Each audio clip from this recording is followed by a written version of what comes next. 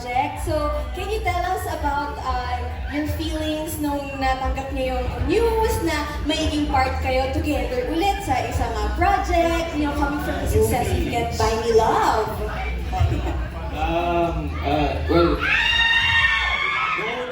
parang binasa mo namin yung script, tapos nung nakita ko na parang, okay, medyo may glimpse pa rin ng yung pagka-snory. Hindi naman sobra, pero doon pa rin yung fun. So parang, sabi ko makaka-work ko rin si Marisa. Alam ko naman na masarap katabaho si Marisa.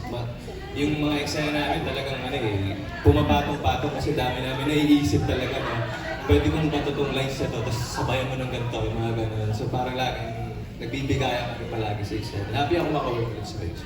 Ako, super happy ako na maka-work ulit si Anthony.